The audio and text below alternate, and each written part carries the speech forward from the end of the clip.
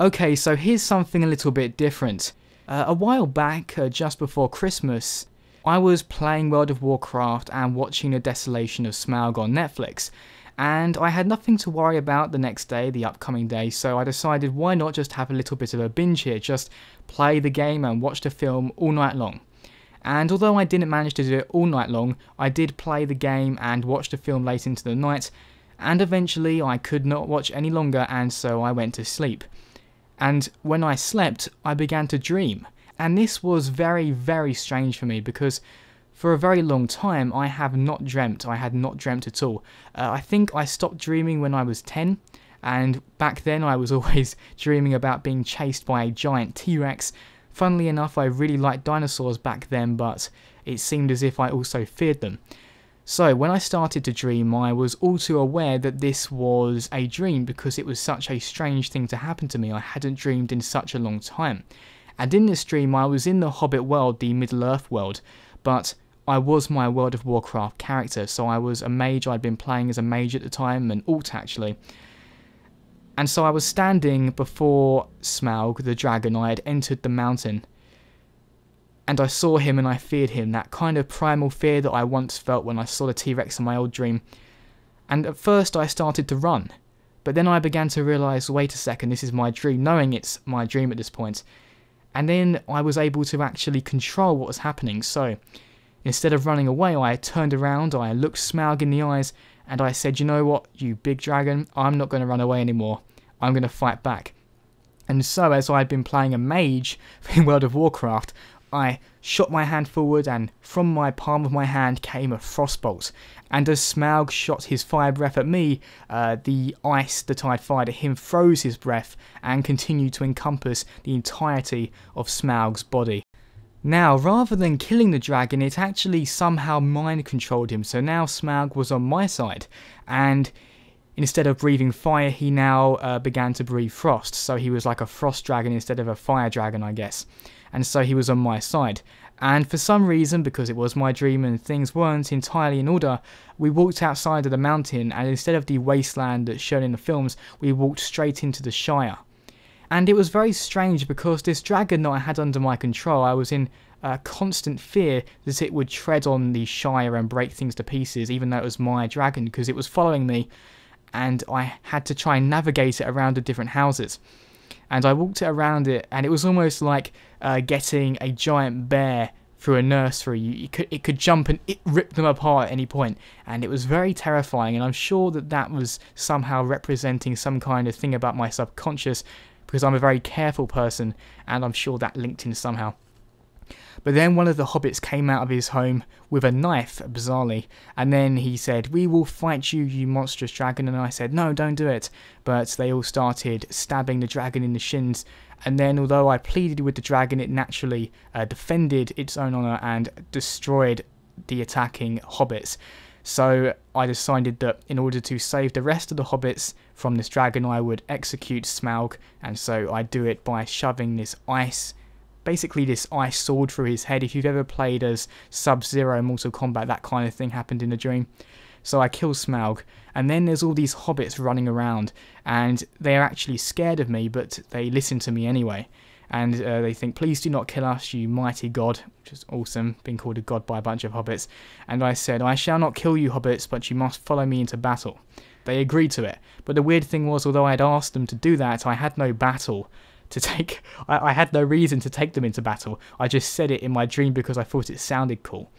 And then I thought to myself, well, this would be embarrassing if there wasn't a battle. I better go pick a fight with someone. So I looked around the whole of Middle-earth because, you know, in dreams you can fly pretty much. So I was flying around all over the place. And I came to the Elven Kingdom. And I went up to the Elven King and I said, "Do you want to start a fight with me?" And he said, "No, we're fine." And I said, "Well, the thing is, I promised these hobbits that we get into a bit of a fight, and it's going to be a bit awkward if we don't have one, so we're going to have a war here." And he goes, "Well, why? We have no quarrel with you." And I said, "Well, the thing is, it's very embarrassing if I tell them to do this, and then I can't carry through. I'm kind of their king now." And he said, "So you're going to go to war with me out of social embarrassment? And I say, yes, that's exactly what I'm going to do. And that could not represent my subconscious any better, because that's, you know, I do loads of stupid things out of social embarrassment. So I say, okay, Mr. Elven King, I'm just going to have to freeze you right now to demoralize your troops. So I poke him on the head and freeze him, because remember, I am an ice mage. And then I go to my little hobbits, I say, okay, we're going to war with the elves. And they say, why? And I say, well, I'm really not a fan of their pointy ears. So I send the hobbits in to attack the elves, and the hobbits are absolutely slaughtered. It's quite funny. For some reason, the hobbits in my dream were like rabid monsters. They jumped at the elves, but the elves would fight them back. They were like mental patients, really. And I watched all the hobbits get slaughtered in front of me. And then I was taken by the Elven King, not the Elven King, sorry, I guess his prince, because I killed the king. So his prince took me round to this courtyard, which really looked like a castle courtyard, which doesn't really make much sense, but hey, it was my dream. And he said, well, for fighting the elves, you will be put to death by fire. And I say, no, because I don't want to be put to death by fire. But they say, yes, we're going to put you to death by fire. So one of them knocks me out, so I go down and then wake up a second later, because it is a dream, no time is actually passing. And I find myself strapped to a wooden pole, so it's like a pyre, so how witches would be burned in the Middle Ages. And they say, okay, we're going to put you to death for, you know, basically sending all the hobbits into battle unjustly. Out of social embarrassment, you have done this war, and now you shall die, and it will be very embarrassing for you. And so they light the flames below me, and then this fire begins to sweep up around my body, and I'm getting very scared and very confused. And then, I mean, it's a dream, so the flames aren't actually hurting me, and I notice this, and I think, why aren't the flames hurting me? And so I can only assume that my subconscious interpreted this as me gaining fire powers. So although my actual body after this is scorched, I am a husk of a body now. I fall to the ground, but I am still alive. I am, if you want, undead. I'm still here, and rather than frost powers, I now have fire powers. I have gained the power of immolation. Like a phoenix, I have risen from my ashes, but with new abilities. And in this rage, of course, because they've just put me to death, I send out my fire flames to all these different elves that have put me to death, and they're all burning, and I'm laughing like a nutter.